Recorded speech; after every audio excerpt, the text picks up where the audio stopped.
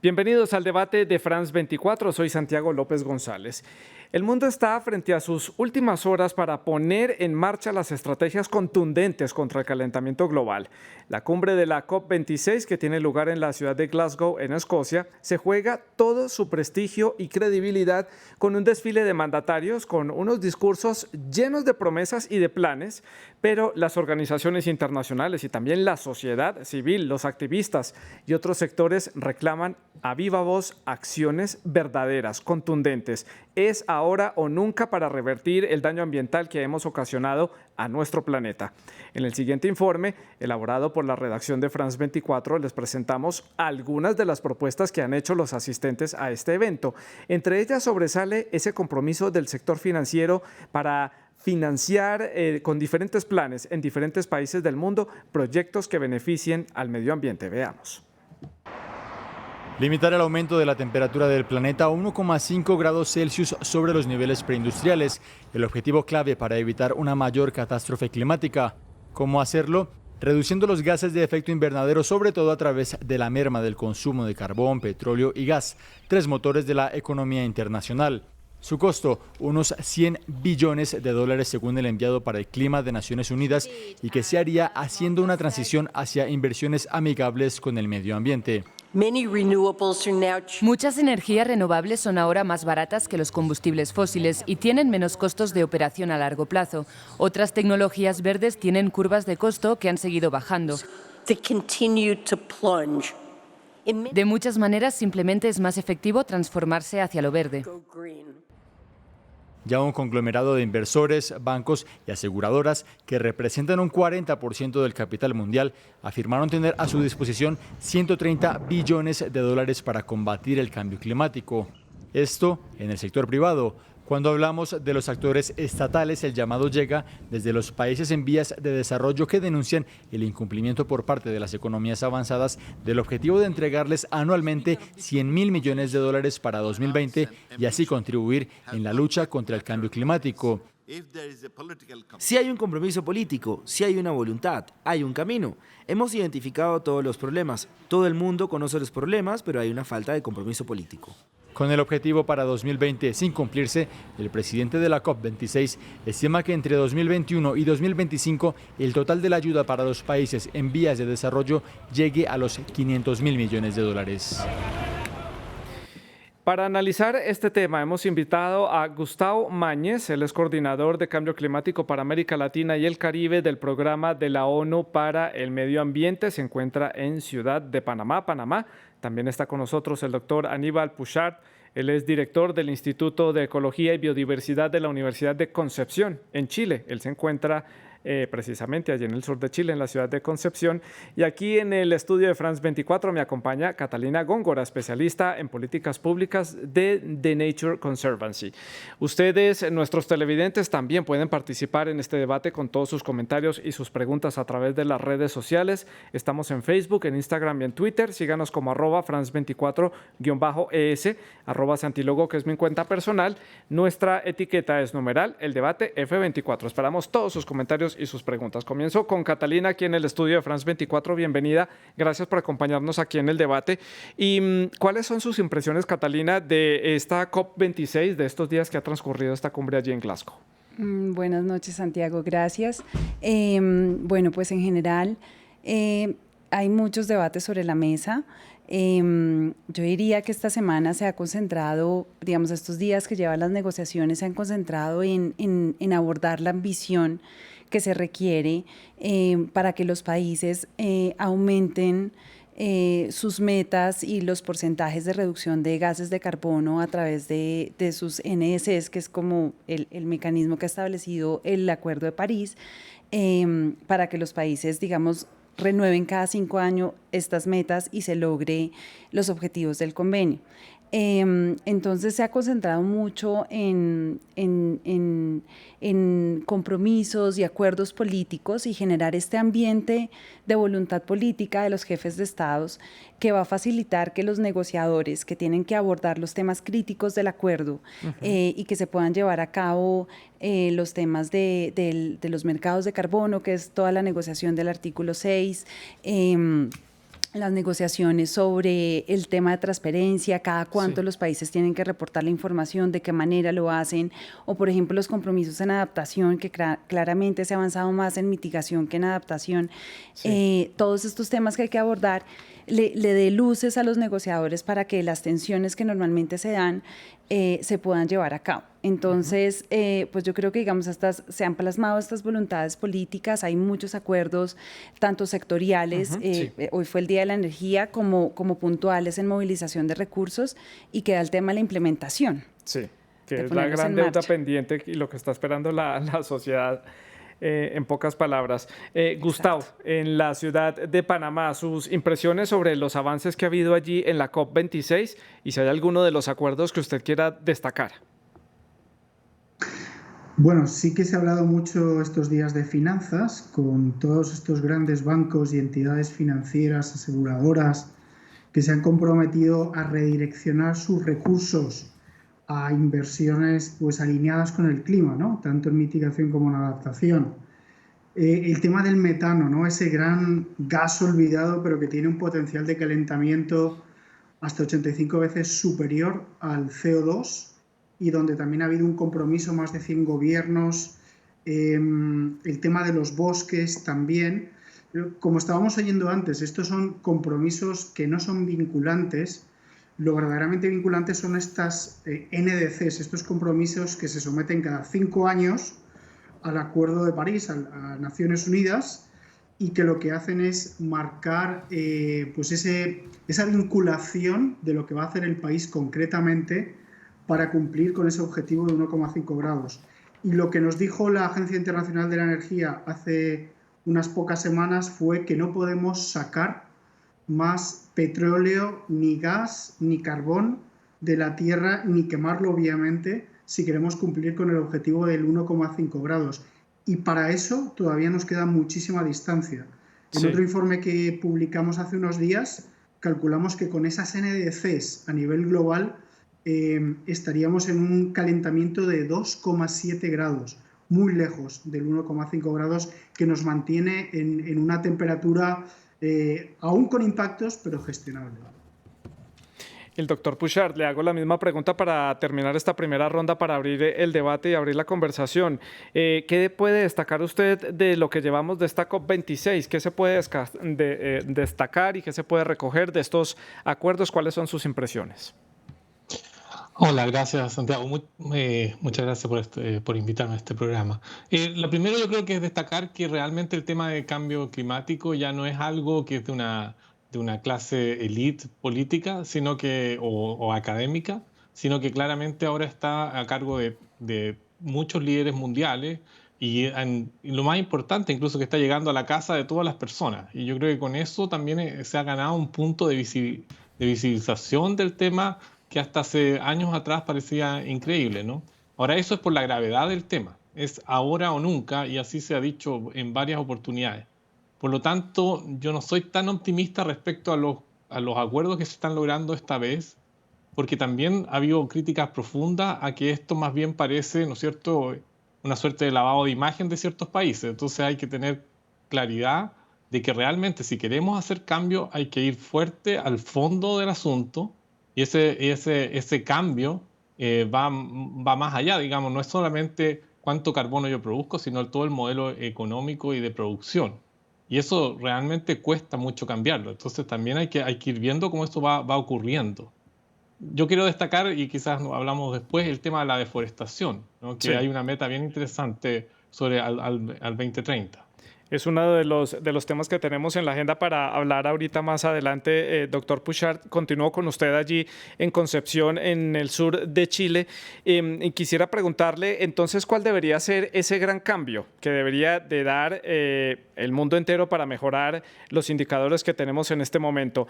¿Deberíamos apostarle por un modelo económico verde? ¿Eso sí se podrá lograr en un tiempo determinado, tal vez mediano plazo? Bueno, probablemente no soy la persona para poder responder eso, pero sí lo que creo es que tiene que haber un cambio en nuestra forma de consumo y en nuestra manera de relacionarnos con la naturaleza. Eso es lo que estamos proponiendo, por ejemplo, a través de IDBES, que es esta plataforma intergubernamental de biodiversidad y cambio climático. Ahí estamos proponiendo que es importante que haya un cambio en la relación que tenemos con la naturaleza. Entonces yo creo que hay que buscar este ángulo que es distinto, no solamente de dónde sacamos la energía, sino cómo nos relacionamos con la naturaleza, que es lo que tenemos que solucionar. Sí.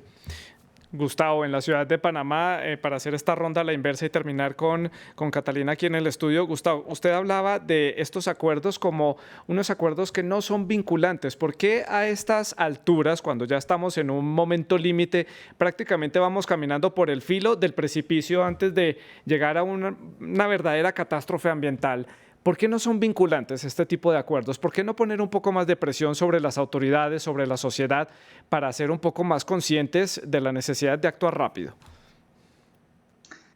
Definitivamente hay que poner presión sobre los tomadores de decisiones porque, como dijo el secretario general hace unos días, estamos tratando al planeta como si fuera un baño, ¿no? Un váter.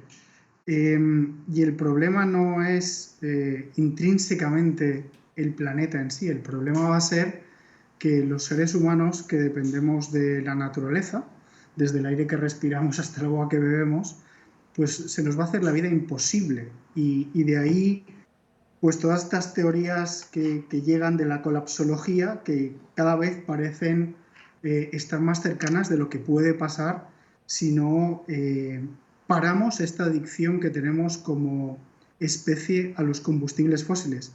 Sin embargo, cómo hacerlo está bastante claro, porque las soluciones tecnológicas están ahí, no se tienen que inventar.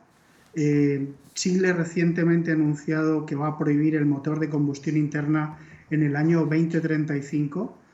El sector transporte es el que más está creciendo en emisiones, no solamente en América Latina y el Caribe, sino a nivel mundial. Entonces, lo mismo se puede hacer con sectores como las energías renovables, dejar de generar electricidad con petróleo, con carbón, y hacerlo con el sol, hacerlo con el viento, con la geotermia. Las soluciones tecnológicas están ahí, lo que pasa es que hay intereses comerciales, intereses políticos muy ligados a estos intereses comerciales, pues que intentan rentabilizar hasta el máximo porque saben que se les está acabando el tiempo, porque saben que estas tecnologías pues no son tan eficientes y no traen tanto rendimiento económico, pero quieren apurar al máximo. De ahí esa poca ambición que estamos viendo en las NDCs y de ahí la necesidad de hacer presión cada vez más fuerte pues, con aquellos gobiernos que no están siendo lo suficientemente ambiciosos y en nuestra región tenemos varios ejemplos de ellos, y no son países pequeños, sino que son los grandes y los mayores contribuyentes al cambio climático. Eso me lleva a la pregunta que le quería hacer a Catalina aquí en el estudio de France 24. ¿Por qué cuesta tanto poner en marcha las políticas públicas para llevar a cabo este tipo de compromisos a nivel internacional? ¿Por qué los gobiernos en América Latina, hablemos solo de nuestra región por el momento, cuesta tanto poner en marcha este tipo de compromisos? Bueno, Santiago, esto se relaciona con el modelo de desarrollo. Y como decía Gustavo, creo, en la forma en que consumimos y producimos. Entonces es cambiar todo, digamos, una transformación sistémica. Y uno de los temas más importantes precisamente en la COP es el financiamiento, y lo que mencionaba Gustavo hay estos compromisos de movilizar recursos, pero realmente lo que hay que pensar es no solamente movilizar recursos, sino de dónde vienen esos recursos, y hay que empezar a abordar la eliminación de financiamiento negativo que tiene impacto en el clima, y ahí es donde realmente se logra, digamos, los cambios transformacionales, empezar a reducir la manera como se impacta climáticamente. Hay una serie de soluciones que están en marcha, y hay la discusión sobre los flujos de recursos. Y ya, digamos, en estas discusiones, esta primera semana es muy de compromisos políticos, y la semana que le queda a la COP es realmente ver las reglas y los procedimientos de cómo se logran consensos que puedan ser sostenibles en el tiempo. Y claro, eso es paso a paso. De pronto, digamos, esta COP no logra como tal un cambio tal del business as usual, pues como se llama un poco la forma como funcionamos ahora y que tenemos que impactar, pero ahí hay unos mecanismos que se llaman las soluciones basadas en la naturaleza, y es cómo podemos desde la naturaleza empezar a generar este cambio sistémico y apuntándole a todos los cobeneficios, a adaptación, a mitigación, también a biodiversidad, como mencionaba Gustavo, que es donde logramos como ese win-win, ese gana-gana de todo el sistema. Entonces creo que ahí es donde está como el punto de quiebre y a donde se podría apuntar los recursos, de dónde están los préstamos de la banca multilateral, hacia dónde van, y claro, cómo se pueden transformar los grandes nichos productores de carbono. Sí. Gustavo, quiero preguntarle por dos países o dos representantes de dos estados muy particulares. Y uno es Joe Biden, el presidente de Estados Unidos, que marca un regreso de Estados Unidos en esta escena medioambiental a nivel mundial, y también Boris Johnson, el primer ministro británico, que está allí para tratar de mostrar el liderazgo del Reino Unido a nivel medioambiental ahora que se ha retirado de la Unión Europea, que el Reino Unido está por su cuenta y quiere pues abanderarse un poco con su país en estos temas. ¿Cómo ven ustedes el regreso de Estados Unidos? Sabemos lo importante que es esta economía a nivel mundial, pero también el peso medioambiental que genera para todo el planeta la economía de Estados Unidos, y este abanderamiento que está tomando el Reino Unido. ¿Cómo lo ven ustedes a nivel internacional? Bueno, pues a nivel de lo que significa tener a Estados Unidos otra vez en la mesa es genial porque le da un impulso, ¿no?, al diálogo político y de alguna manera ejerce presión en otros países que se hubieran mantenido pues en una posición, digamos, más conservadora, ¿no? Y en América Latina, pues, por ejemplo, lo hemos visto con ciertos cambios de discurso, no sé si acciones concretas, pero sí de discurso, por ejemplo, de la administración brasileña, pero también de la administración mexicana, ¿no?, en cuanto a cambio climático. Aparte de que, bueno, pues históricamente son el mayor contribuyente al cambio climático, y todo el movimiento de su economía y de las inversiones que pueden hacer, si van en la buena dirección, pues verdaderamente pueden ser transformadoras. Entonces, a nuestra región específicamente nos beneficia mucho, en la buena dirección. El rol que está tomando el Reino Unido, bueno, pues como presidencia de la COP, tienen pues en sus espaldas un gran peso, ¿no?, de asegurarse de que sea un éxito, de que se concluyan aquellos aspectos que quedan por cerrar en la COP, sobre todo el tema que ha sido mencionado antes de la transparencia, las reglas, cómo vamos a reportar que estamos avanzando con esos compromisos, las NDCs, y sobre todo el artículo 6, los mercados de carbono, ¿no?, verdaderamente cerrar ya esa discusión para que estos mercados de carbono funcionen de una manera efectiva y no sea aire caliente y doble contabilidad, etcétera, etcétera. Entonces, pues un rol muy importante y obviamente, ¿qué tiene Reino Unido de fuerte? Pues un sector financiero, la City, muy fuerte, que también está haciendo compromisos, por lo menos de palabra, fuertes en este sentido. Esperemos que gracias a ese impulso de la presidencia británica, pues esto vaya a pasar y esas inversiones del sector financiero, que es la sangre de la economía, que va a parar a los órganos que son las empresas, etcétera, pues que esa sangre vaya a los órganos correctos y que no vaya pues a generar más carbono. Justamente, doctor Bouchard, el primer ministro británico Boris Johnson ha sido uno de los abanderados, ha llevado a cabo y ha puesto sobre la mesa en esta cumbre. Él fue el que hizo el anuncio de un gran acuerdo internacional contra la deforestación, un tema que usted ya estaba mencionando anteriormente. Esto es una alianza de gobiernos, inversores, empresas, organizaciones medioambientales para detener la pérdida de los bosques en el mundo y también la degradación de la tierra para el 2030. ¿Estamos a tiempo para lograrlo de aquí al 2030? Muchos dicen que es simplemente darles 10 años más para seguir arrasando un poco más los bosques y al final de la década empezar a ponerse juiciosos. Sí, exactamente. Esa fue la primera crítica, ¿no? ¿Por qué no empezar hoy día, ¿no? Sí, los mecanismos están. Los países ya tienen cierta estructura de manejo de sus bosques, tienen inventarios forestales. Entonces es relativamente sencillo poder empezar con meta 2021, ¿no es cierto? Pero bueno, obviamente todo esto tiene que ver con las negociaciones internacionales.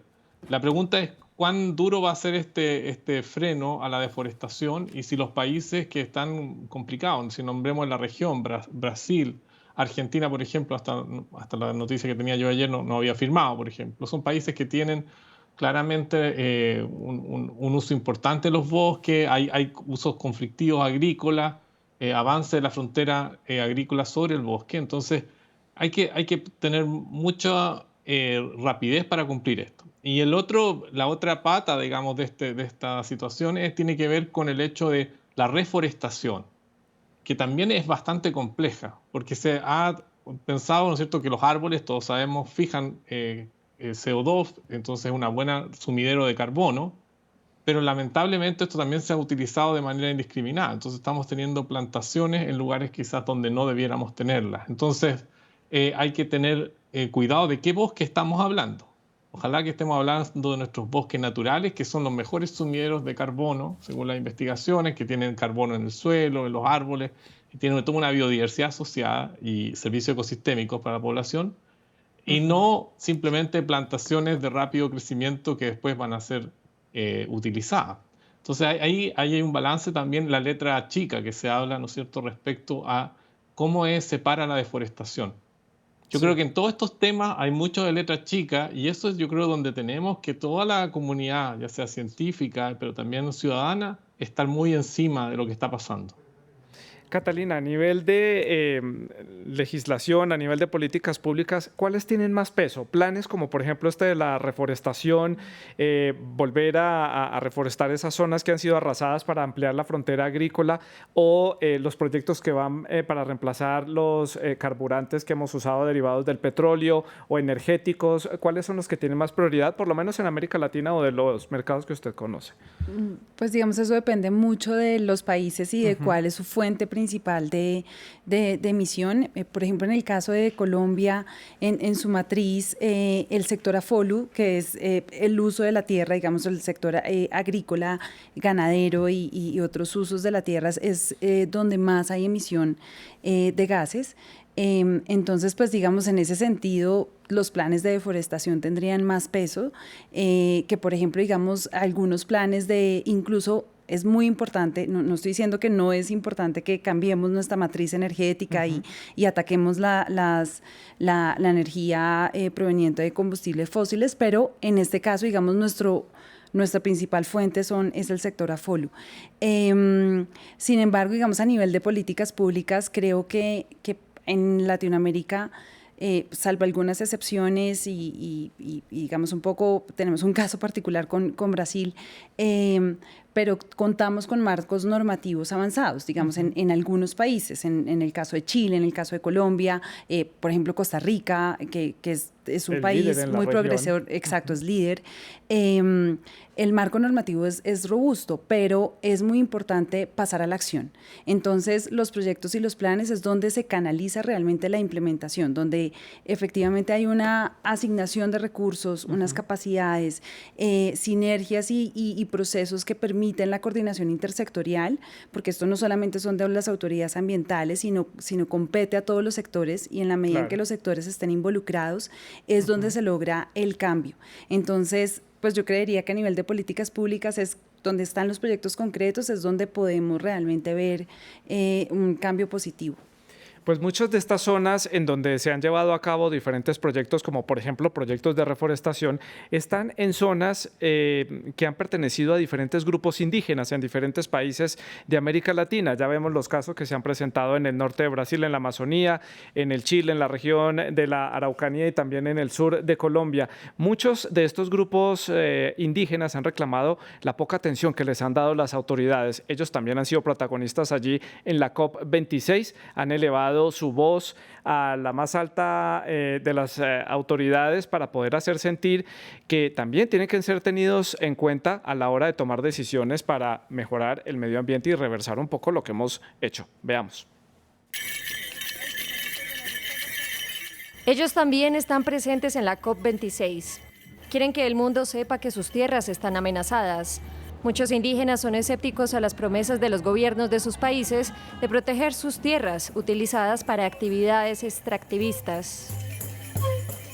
recién nomás acaba de hablar el presidente del Ecuador. Habla de la protección de cambio climático, que el Ecuador tiene su diversidad muy grande, pero es una mentira, porque la verdad, yo conozco desde la comunidad, hemos venido, desde el territorio, y hemos visto hoy en día los gobiernos tienen su plan de sacar el petróleo. Otro indígena dice estar preocupado por la contaminación de las vías fluviales donde él y su familia viven en Chile. En muy poco tiempo, en los últimos 100, 200 años, la gente ha estado explorando la profundidad de lugares que pensábamos que aún estaban por descubrir. Había personas cuidando esas tierras y ahora están poniendo minas allí, extrayendo litio y cosas que nos impiden seguir viviendo allí. En la cumbre climática, los líderes mundiales y jefes de Estado se comprometieron a proteger las comunidades indígenas y las selvas tropicales, invirtiendo millonarias sumas de dinero con fondos públicos y privados. Además, para disminuir la deforestación en esta década, países que representan más del 85% de los bosques del mundo se comprometieron a detenerla, entre ellos varios de América Latina, como Brasil, Colombia y Perú. Sin embargo, los indígenas no están seguros de que estos planes se vayan a cumplir y aseguran que una vez implementadas las nuevas promesas, habrá que ver el impacto total. Gustavo, en la ciudad de Panamá, allí en la capital del Istmo de Panamá, ¿qué hacer con este tipo de situaciones donde se enfrentan a los territorios ancestrales de los grupos indígenas que habitaban históricamente estos países de América Latina o con los grupos con los intereses económicos? ¿Cómo hacer ahí un balance? Sé que es muy difícil, no pretendo que tenga la solución en una respuesta, pero por lo menos abrirnos un poco el panorama. Mira, los pueblos indígenas han sido los que tradicionalmente han protegido, conservado, mantenido los recursos naturales. Entonces, si estamos hablando de soluciones naturales para mitigar el cambio climático, pero también para adaptarse al cambio climático, es fundamental conservar el rol que tienen los pueblos y las comunidades indígenas, ¿no? Y bueno, hay también un tema de derechos ancestrales, de respeto a la cultura. Entonces, hay que ser mucho más cuidadosos, cautelosos, e integrar sus voces en toda la toma de decisiones que esté relacionada pues, con recursos naturales, con la minería, con la extracción de recursos, etcétera, etcétera. Entonces, digamos que no tenemos una historia en nuestra región pues, de buen trato a estas comunidades. Hay que cambiar esto si verdaderamente queremos que la naturaleza se conserve.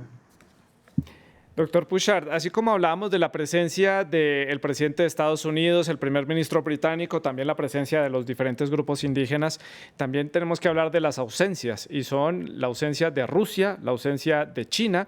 Solamente han enviado algunos videos haciendo anuncios de algunos compromisos, y también la ausencia de Brasil, que es uno de los gobiernos, por lo menos el presidente Bolsonaro, uno de los más controvertidos a la hora de hablar de temas medioambientales.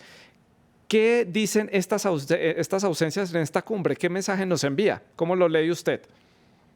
Bueno, complejo. O sea, evidentemente son actores clave. O sea, Rusia tiene todos los bosques siberianos, que con un poco de cambio climático todo esto va a empezar a derretirse, lo que es el permafrost del bosque siberiano.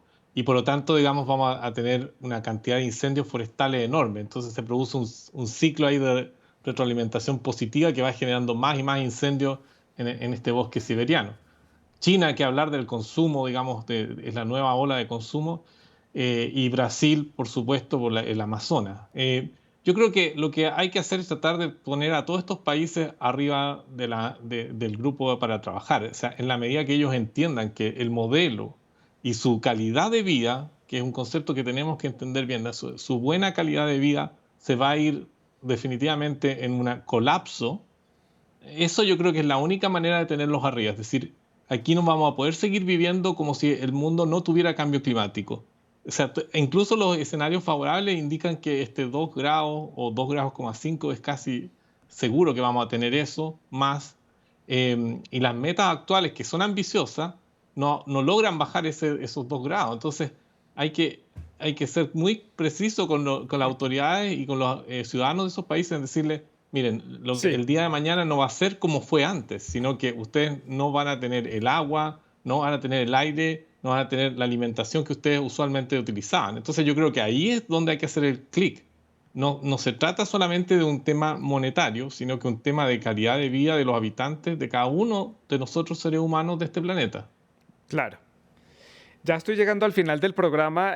Catalina, rápidamente quería hablar de la financiación y el equilibrio a la hora de financiar. Los países desarrollados económicamente tienen muchos recursos y los países que tienen problemas económicos, pues se ven también en dificultades para poder acceder a fondos a nivel internacional para poder llevar a cabo los planes que tienen que implementar internamente. Aquí hay un desbalance completamente. ¿Cómo mejorar esto? ¿Cómo garantizar un poco más acceso a los países menos favorecidos? Bueno, el Acuerdo de París tiene un principio que se llama responsabilidades comunes pero diferenciadas según las capacidades de cada uno. Es decir, todos deben aportar en la consecución de las metas de reducción de gases, pero según las capacidades. Entonces, en ese sentido, digamos, en Copenhague se definió una meta y era movilizar 100 billones de dólares de los países desarrollados para los países en desarrollo al 2025. Y Alemania y Canadá hicieron ahora un plan, el Delivery Plan, para ver cómo se va a cumplir, y la propuesta es en 2023. Y hay muchas dudas en este cumplimiento de este plan, pero digamos que de todos modos hay una serie de iniciativas y estos compromisos que se han firmado de movilización de recursos que ayudan a aliviar un poco el tema, pero efectivamente pues toca que se pueda cumplir este plan y que realmente se pueda renovar esta meta de financiación y que llegue y que se midan las necesidades de los países en desarrollo y se puedan cumplir. Me queda un minuto de programa, Gustavo, las conclusiones que nos va a dejar esta COP26, 30 segundos. Las conclusiones, bueno, pues la conclusión es: necesitamos muchísima más ambición.